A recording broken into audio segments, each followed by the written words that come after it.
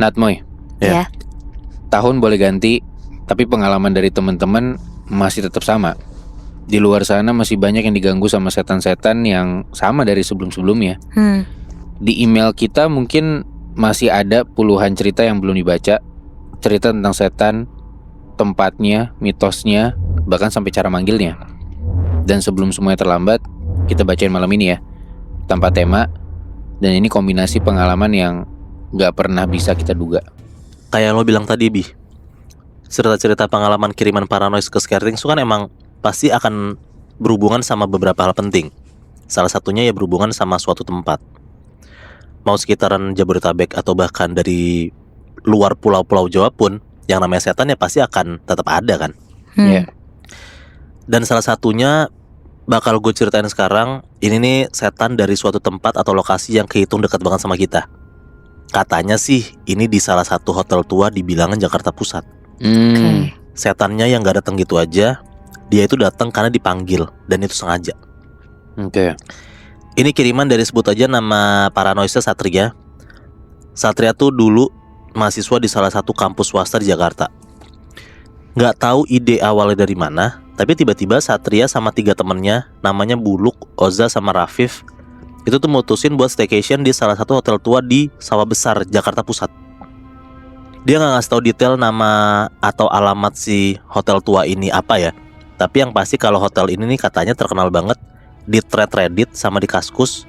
Kalau ternyata banyak pengunjung yang ngelihat ada penampakan di lantai-lantai atas. Tujuan mereka ini emang udah jelas sih dari awal. Emang bukan cuman istirahat aja gitu, tapi beneran buat uji nyali. Mereka tuh mau nyobain ritual pemanggilan setan yang sempat viral di forum-forum Kaskus. Awalnya Satria ini cuma ikut-ikutan doang. Menurut dia, kamar tua, lorong sepi, sama lampu-lampu hotel yang redup itu tuh jadi faktor sugesti doang. Sampai pas di sana, lift tuh stop di lantai 8. Lorong emang panjang, lampu emang kedap-kedip, bau karpet lembab katanya. Dan kamar mereka itu persis di pojok lorong yang menurut urban legend itu tuh adalah titik dari 3 pintu. Pokoknya jam 11 malam mereka tuh masuk ke kamar, belum apa-apa suasana langsung aneh. Dan begitu masuk katanya udara kamar tuh dingin banget, gak normal. Kayak AC bocor gitu. Gorden jendela tiba-tiba kebuka sendiri. Dan di lantai dekat pintu kamar mandi ada kayak air yang kayak orang baru keluar dari kamar mandi gitu lebih, Nat. Oke. Nah Oza nyeletuk tuh, bro ini mah udah ada yang nunggu. Nah anak-anak pada ketawa tapi bukan karena lucu. Kata si Satria itu tuh kayak ketawanya tuh ketawa maksa gitu. Sekitar jam 11.45 Satria sama teman-temannya tuh udah mulai nyobain lah ritual sesuai sama apa yang dibaca sama mereka di forum. Ada 9 batang korek kayu, 1 gelas kosong, 1 kunci kamar, dan beberapa helai rambut masing-masing. Gorden dibuka, lampu dimatiin, AC dimatiin, dan di situ Rafif tuh gemeter. Tapi dia tetap ikutan lah karena kayak penasaran pengen ngebuktiin gitu. Sebenarnya pilihannya tuh ada 2. Stop proses dari awal biar semua aman-aman aja, atau tetap lanjutin ritualnya yang otomatis ya nggak bakal bisa mundur lagi. Dan ternyata mereka milih yang kedua, tetap lanjutin. Oke. Ritual dimulai pas banget dini hari. Si Buluk nih salah satu temennya itu jadi yang berdiri paling depan, ngadep pintu. Dia pegang korek kayu pertama. Masing-masing tuh bantu masukin 1 helai rambut ke dalam gelas. Kunci kamar ditaruh di lantai. Buluk mulai tuh baca mantra. Nah sesuai sama namanya nih 3 pintu. Jadi mantranya itu total ada 3 Bi, Nat. Yang pertama mantra pintu koridor. Bacanya ini gue gak tahu sih emang kayak gini mantra atau enggak, tapi mereka sih baca kayak gini. Pintu koridor, pintu langkah yang terseret, kami buka jalannya malam ini. Untuk kau yang mendengar, dengarlah dengan keras. Hush gitu. Api dikorek, tiba-tiba mati tuh sebelum ditiup sama si Buluk. Angin panas beneran kerasa lewat di belakang mereka. Rasanya tuh kayak ada orang jalan ngelintasin ruang sempit kamar itulah. Lanjut tuh mereka masuk ke mantra kedua, mantra pintu kamar mati. Dibacain lagi nih mantranya. Pintu kamar mati, kamar yang tak ditempati. Jika kau punya nama, jangan sungkan untuk datang ke kami. Dilanjut tuh suara keras ketukan gelas 3 kali. Tong teng teng. Gelas langsung geter, padahal gak ada apa-apa. Dan detik itu juga Satria tuh mulai nyesel. Dia tuh ngerasa kayak sesuatu tuh beneran udah ada masuk ke kamar mereka gitu. Tapi kan ritual belum selesai kan. Masih ada yang ketiga nih, pintu ketiga. Namanya pintu tangga darurat. Nah khusus buat mantra pintu tangga darurat ini, Buluk tuh harus berdiri ngadep jendela yang kebuka sedikit tadi. Bacainlah mantranya. Pintu tangga, pintu jatuh, pintu gelap, kalau kau lewat lihatlah kami. Kalau kau dekat, jamahlah kami. Habis itu mereka ketuk lantai bersamaan. Dan begitu ketukan terakhir jatuh, pintu kamar mandi tuh gerak sendiri, Nat. Pertama pelan, kayak ditarik dari dalam. Dan jelas banget Satria ngeliat ada bayangan tinggi ngelewat di balik kaca kusam pintu kamar mandi itu. Tingginya tuh setinggi plafon katanya. Nah abis itu baru itu masuk ke bagian yang paling terlarang dari ritual itu, yaitu mantra puncak, pemanggilan sosok penjaga 3 pintu. Semua ngebacain tuh mantranya serempak. Yang tersesat datanglah, yang tertinggal muncullah, yang dipanggil tunjukkan dirimu melalui bayangan, suara, atau pintu yang bergetar. Dan ternyata abis itu yang kejadian adalah pintu kamar tiba-tiba diketok kenceng banget dari luar. Suara orang lari dari ujung lorong tuh juga kedengeran. Pintu kamar tuh bergetar pelan-pelan. Bukan orang, gak ada jejak kaki, gak ada suara nafas. Yang ada cuman getaran doang gitu. Oza ngedeket ke peephole buat ngintip. Terus tiba-tiba Oza mundur sambil nutup mulut sampai jatuh ke kasur. Oza bilang tuh saking syoknya ya, mukanya nempel tapi gak ada bentuk, kayak meleleh. Anjing. Semua orang langsung diem lah di situ, panik. Teror ternyata kayak belum cukup aja. Gelas kosong tempat rambut yang mereka masukin tuh tiba-tiba kayak gemerenceng getar sendiri. Terus prang, pecah. Dari pojok kamar muncul bayangan setinggi 2 meter. Gerak kaku kayak boneka. Terus sosok itu tuh kayak gabungan antara muka burem, rahang panjang, sama 2 mata gelap. Dan badan itu tipis, gak ada proporsionalnya sama sekali. Sosok itu tuh ngebungkuk kayak lagi maksa tulangnya tuh buat nekuk. Dan dia langsung natap ke arah Satria dan teman-temannya. Satria langsung teriak ngajak teman-temannya cabut. Dan untungnya masih pada nurut, Nat. Mereka langsung lari keluar kamar. Mereka lari ke ujung lorong. Tapi di lorong hotelnya itu semua lampu mati. Dan dari ujung lorong kedengeran kayak ada suara sesuatu diseret. Bukan kaki, tapi kayak kain basah. Udah coba kabur lewat lift, tapi lift gak mau kebuka. Hasilnya mau gak mau mereka kabur harus lewat tangga darurat. Sepanjang tangga tuh cuman ada suara napas panjang kayak orang habis lari gitu mereka dengernya. Nah begitu sampai lantai bawah, dikira udah aman. Tapi ternyata bayangan yang tadi di atas muncul lagi di tembok lobi. Bayangannya doang ya, badannya gak kelihatan. Dan bayangan ini gerak bukan ngikutin sumber cahaya. Dia gerak nempel di tembok, ngerayap cepet ke arah Satria. Habis itu hilang aja. Tapi syukurnya mereka tuh masih dikasih selamat. Mereka akhirnya bisa keluar hotel. Dan pas sesampainya mereka di sana dan ngelihat ke arah atas, kata tuh emang masih kelihatan ada bayangan tinggi muncul di jendela kamar yang kayak di lantai 8 tadi. Terus di pintu lobi pun juga tiba-tiba ketutup sendiri. Sama lift juga kayak geraknya naik turun tanpa dipencet. Takutnya mereka bakalan diikutin sampai rumah.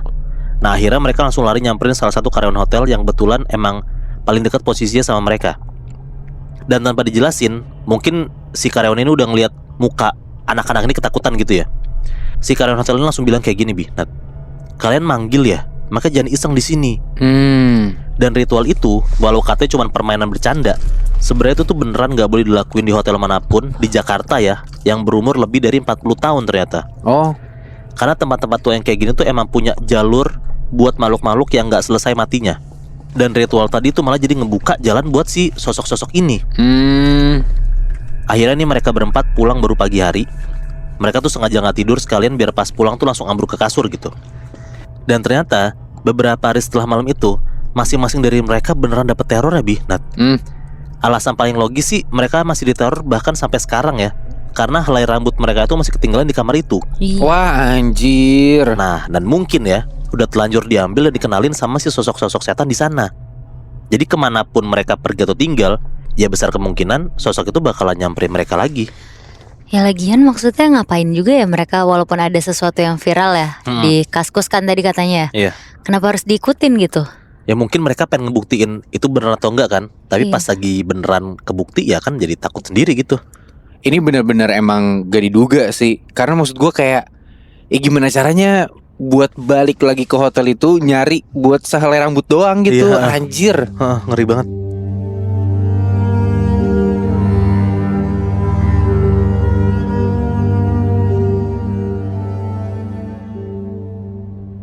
Masih ngomongin kiriman-kiriman cerita yang paling sering dikirimin ke kita, selain berkaitan sama tempat atau lokasinya, udah jelas gak pernah lepas juga dari bentuk sosoknya gitu ya.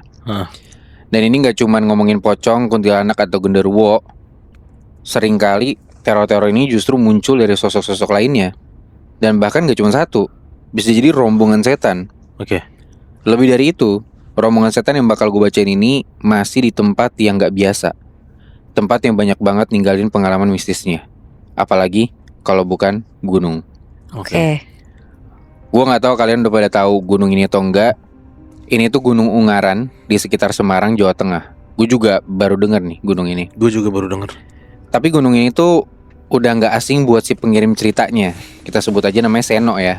Yang kebetulan sempat kuliah di salah satu kampus di sana. Buat gambaran, jadi gunung ini secara ketinggian emang gak setinggi gunung-gunung lainnya. Jalurnya juga dikenal cukup ramah pemula.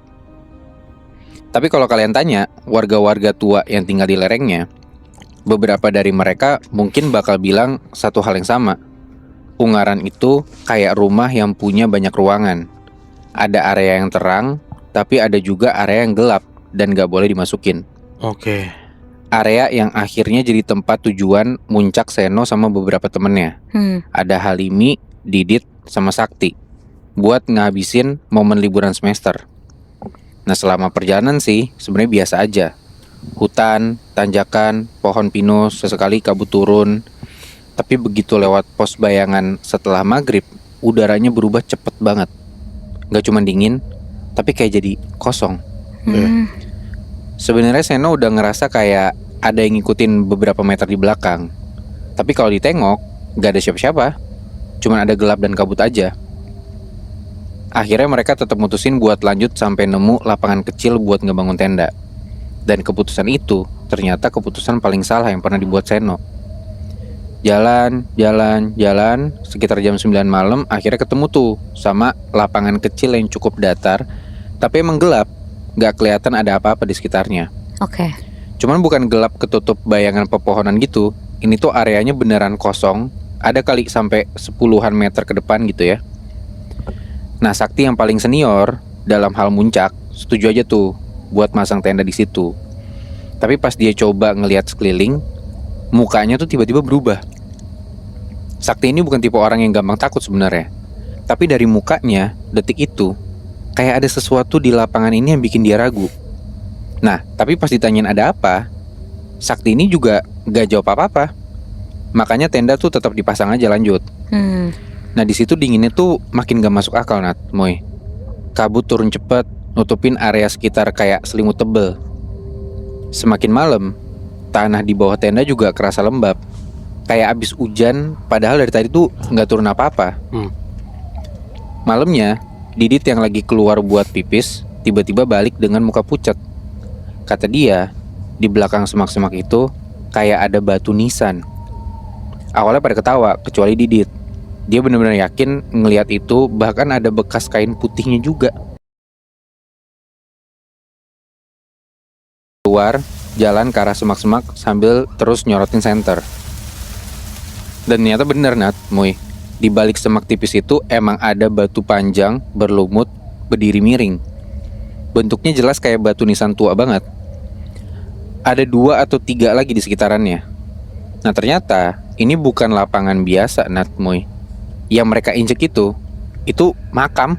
Wah. Dan bukan makam baru, ini model makam yang kelihatan gak dirawat puluhan tahun gitu loh.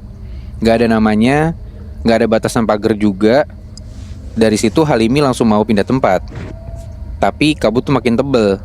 Jarak pandang juga cuma jadi 3 meter doang ke depan. Lanjut muncak pun gak mungkin. Tapi buat turun juga ya bahaya. Akhirnya mereka mutusin buat stay aja sampai subuh. Karena mau gimana lagi kan. Mereka udah gak keluar-keluar tenda lagi, beneran cuma tidur aja. Tapi persis banget tengah malam, Seno kebangun karena dia ngedenger ada suara rame orang. Tapi bukan suara pendaki, bukan suara orang ngobrol. Suaranya kayak gumaman banyak orang tapi jauh. Anjing. Terus ngedeket gitu, terus ngejauh lagi. Gitu aja terus berulang-ulang. Sakti, Didit sama Halimi juga ikutan kebangun. Apalagi pas mereka mulai ngedenger ada suara tahlilan. Suara orang baca doa, tapi pelan, panjang, dan gak jelas kata-katanya apa. Dan yang makin bikin merinding adalah suaranya tuh datang dari berbagai arah gitu. Seno ngeberaniin diri nih buat ngintip sambil nyorotin senter. Di balik kabut, mereka ngeliat ada pemandangan yang gak bakal mereka lupain seumur hidup, bahkan sampai sekarang. Kata Seno, jelas banget ada rombongan makhluk aneh jalan dengan formasi rapi. Oke. Ada barisan pocong, tapi bentuknya tuh pucet kebiruan. Kainnya kayak kekoyak, kayak kebakar gitu. Mereka gak lompat, mereka melayang pelan, tapi badannya kayak kejang-kejang tiap gerak. Abis itu ada peziarah tanpa wajah, pada pakai baju koko. Baju koko warna hitam, lusuh, mirip orang yang pengen pergi ke pengajian. Tapi mukanya polos, gak ada mata, gak ada hidung, gak ada mulut.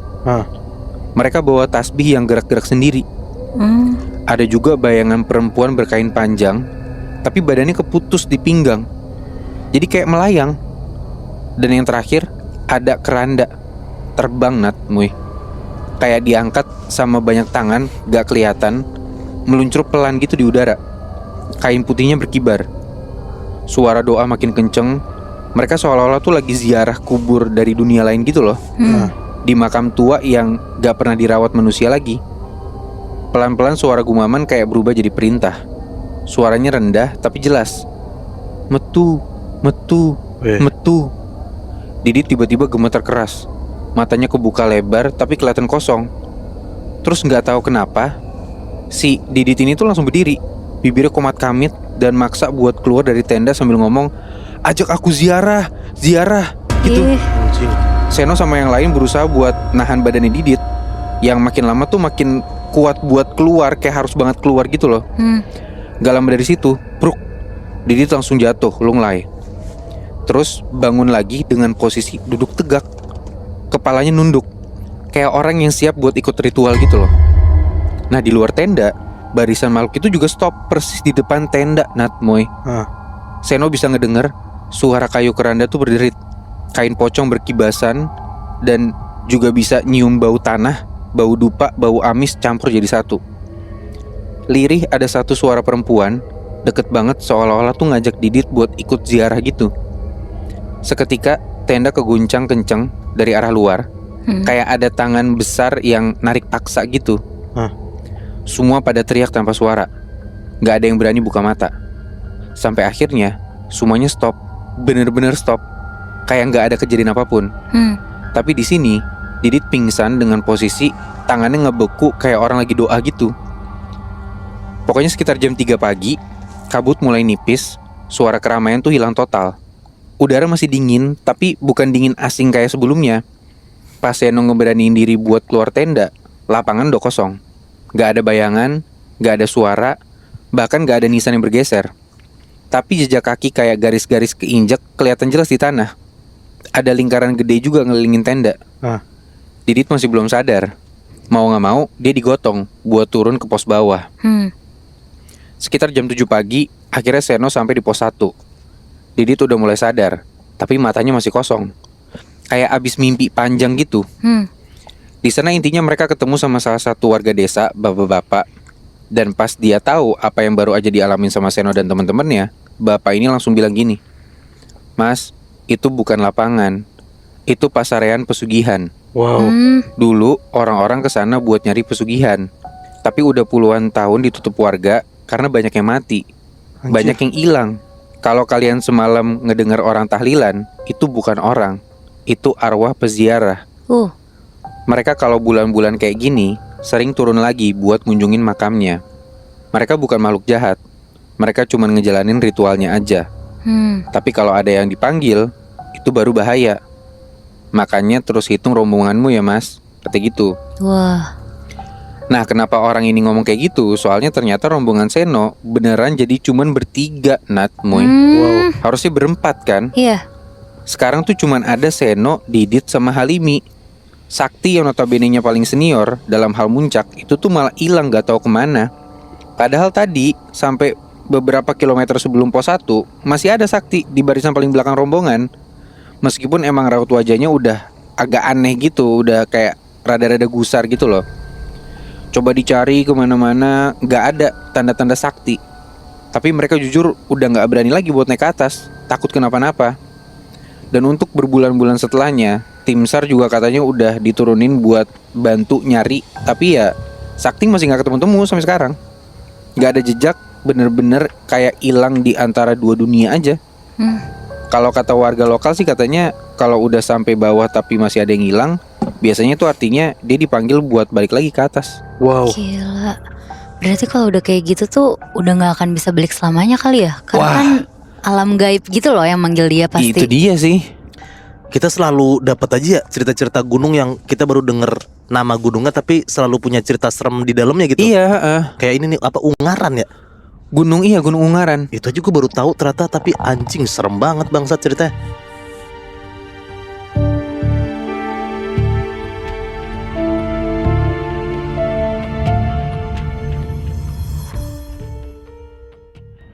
Muibi. Ya. Kalau tadi kalian kan ngomongin tentang tempat yang gak cuma angker tapi punya sejarahnya sendiri kan. Terus ada juga kiriman cerita tentang sosok setannya.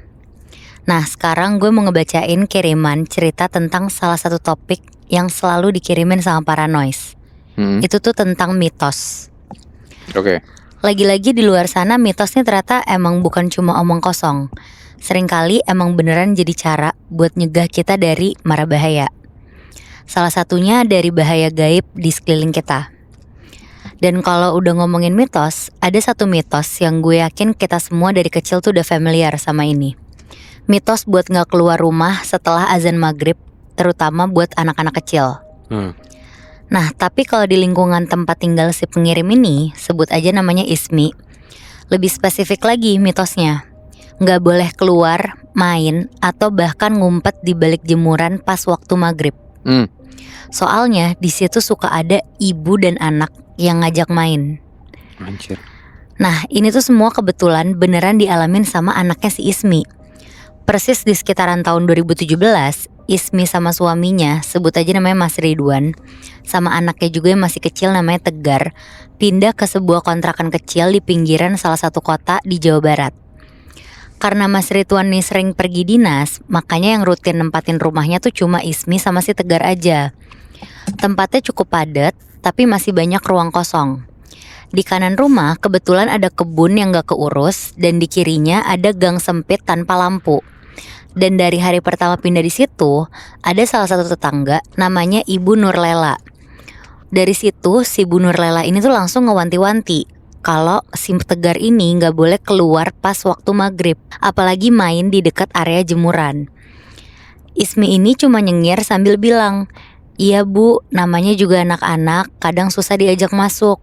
Tapi si Bu Nurlela ini tuh malah jadi melotot ngeliatin Ismi, terus bilang, "Ini saya teh gak lagi bercanda loh bu, di sini tuh suka ada ibu sama anaknya." Nah sampai sini Ismi ini masih gak ngerti maksudnya tuh apa. Sampai singkat cerita, waktu itu si Tegar nih baru 6 tahun. Kalau kata orang, dia ini tuh lagi di fase lincah-lincahnya, susah diem. Tegar suka main petak umpet sama anak-anak tetangga. Tapi di sorenya, pas Ismi lagi sibuk beberes rumah, tiba-tiba semuanya nih jadi mendadak sepi gitu. Biasanya kalau Tegar tuh terlalu diem, ini tuh malah jadi kayak pertanda buruk gitu. Nah waktu nih udah nunjukin maghrib di situ. Ismi langsung keluar rumah, ngelihat jemuran yang masih basah. Terus di situ kelihatan ada baju-baju ngegantung, goyang-goyang ketiup angin, dan di baliknya kelihatan ada punggung kecilnya si Tegar. Tapi pas coba dipanggil-panggil, Tegar ini tuh gak ngejawab sama sekali. Dan pas dideketin, mukanya Tegar tuh udah pucet. Terus dia bilang, "Ibu, tadi ada yang nemuin Tegar. Ada ibu-ibu sama anak kecil yang mirip banget sama Tegar, tapi matanya hitam semua." Sambil si Tegar nih nunjuk-nunjuk ke arah samping jemuran. Di sini si Ismi udah mulai merinding nih. Jadi dia langsung narik Tegar masuk ke rumah. Dan persis sebelum masuk ke rumah, Ismi nih ngedenger ada suara pelan banget. Terus bilang, "Pinter kamu ngumpetnya dek." Di sini si Ismi bener-bener kaget banget. Tapi pas noleh gak ada siapa-siapa. Ismi nyoba positive thinking, nyalain angin, tapi nggak bisa bohong, perasaannya emang udah mulai nggak tenang tuh di situ. Dan bener aja Muibi, gangguan tuh nggak stop di situ. Seminggu setelahnya, tiap maghrib, si Tegar ini mulai suka ketawa-tawa sendiri. Kayak ketawa anak kecil yang lagi main gitu, padahal dia sendirian posisinya. Ismi pernah nih ngintip lewat pintu kamar anaknya. Si Tegar tuh posisinya lagi duduk di pojokan kamar sambil ngeliatin ke jendela. Di sini si Ismi mulai penasaran, akhirnya dia nanya nih ke Tegar dia main sama siapa. Tegar nih cuma bilang lagi main sama temen baru. Tapi pas dicoba tanya mana temennya, Tegar cuma jawab lagi ngumpet sambil nunjuk ke arah luar jendela. Dan di detik itu juga tirai jendela nih gerak-gerak sendiri kayak ada sesuatu yang nyentuh gitu dari belakang. Di sini Ismi langsung nutup gorden terus ngajak anaknya tidur bareng di kamarnya dia. Tapi malamnya pas lagi ke depan rumah, Ismi ditegur sama tetangga samping yang ngira Ismi tuh punya 2 anak. Soalnya tadi pas maghrib kelihatan ada 2 anak kecil lari-larian di halaman rumah. Yang satu secara deskripsi nih fisiknya emang mirip Tegar. Nah tapi yang satunya gak kalah mirip juga sama si Tegar. Bedanya cuma bajunya nih kelihatan basah banget. Di sini Ismi langsung lemes soalnya di hari itu Tegar tuh pakai baju yang kering, bukan baju basah. Dan tahu nggak Moy, Bi? Si tetangganya ini nambahin kalimat terakhir yang bikin Ismi nih jadi nggak bisa tidur. Dia bilang, "Teh, anak yang satunya itu yang pakai baju basah itu terus-terusan ketawa, tapi matanya kelihatan kayak kosong." Nah, malam-malam setelahnya nih rasanya tuh jadi makin parah aja. Pintu belakang rumah tuh jadi sering diketok 3 kali. Cepet gitu ketokannya, kayak ketokan pas lagi main petak umpet. Terus jemuran nih selalu basah lagi, padahal udah dijemur ulang. Dan kadang Ismi tuh ngedenger ada suara anak kecil lagi ngitung pelan tengah malam, kayak 1, 2, 3, aku cari ya. Nah karena si Ismi udah mulai takut juga nih sama maghrib-maghrib ini. Tapi si Ismi tuh sebenarnya sejauh ini gak pernah nyangka kalau semua ini bakal berujung ke suatu hal yang jauh lebih gelap lagi yang dia bayangin. Apalagi setelah itu tuh si Tegar juga jadi mulai ngomong yang gak masuk akal gitu loh. Dan satu sore Tegar nih dengan polosnya izin pamitan ke Ismi karena katanya besok mau diajak jalan-jalan sama si ibu. Ibu yang dimaksud di sini tuh sosok ibu gaib yang sering ditemuin dia di jemuran itu, Moy. Ismi di sini makin gak bisa tidur tuh sampai tengah malam. Dan baru juga dia bisa merem, dia kebangun lagi karena ngedengar ada suara kain basah diseret-seret. Terus akhirnya dia keluar kamar dong. Dan pas dia keluar ada si Tegar tengah malam lagi duduk di lantai deket pintu belakang sendirian. Dan dalam gelap itu tangan kecilnya si Tegar nih keangkat sedikit, kayak lagi digandeng orang gitu loh. Orang yang kalau dilihat dari sudut matanya Ismi lagi berdiri di luar. Kayak sosoknya tuh perempuan tinggi, rambutnya nih basah nutupin muka, badannya miring kayak emang gak bisa berdiri tegak aja. Dan dia tuh gak nyerang, dia cuma nunduk kayak lagi nungguin si Tegar gitu. Dan puncaknya tuh ada di sini, Moy, Bi. Kondisinya malam itu tuh lagi gerimis. Tiba-tiba Bu Nurlela nih datang gedor-gedor rumahnya Ismi, terus kayak panik gitu. Bu Nurlela bilang kalau dia tuh ngedenger ada suara anak kecil nyanyi dari arah kebon. Mirip banget sama suaranya si Tegar. Awalnya Ismi nih gak percaya, tapi pas dia nyamperin ke kamar Tegar, kamarnya tuh kosong. Pintu belakang udah kebuka setengah, dan jemuran basah nih ayun-ayun pelan gitu. Walaupun gak ada angin sama sekali di situ. Terus posisinya ada jejak kaki kecil di lantai, basah kayak abis jalan di genangan gitu. Dan jejak itu kelihatan keluar dari rumah. Akhirnya Ismi sama Bu Nurlela nih ngikutin jejak itu sampai ke kebun gelap di samping rumah. Dan di tengah kebun itu Ismi ngeliat ada siluet 2 sosok, perempuan sama anak kecil lagi berdiri ngadep ke si Tegar. Dan sebaliknya Tegar ngeliatin mereka tuh juga udah kayak kenal lama gitu. Akhirnya Ismi tuh ngejerit manggil Tegar, tapi yang jawab tuh bukan anaknya, Moy, Bi. Yang jawab tuh suaranya lirih, suara perempuan yang kayak pecah-pecah nyaring gitu. Dan di sini kondisinya Ismi bener-bener udah kaku, nggak berani ngedeket. Terus pelan-pelan warga tuh berdatangan tiba-tiba karena pada dimintain tolong sama Bu Nurlela. Tapi pas warga pada masuk ke kebun, tiba-tiba semuanya hilang gitu aja, termasuk si Tegar, Moy, Bi.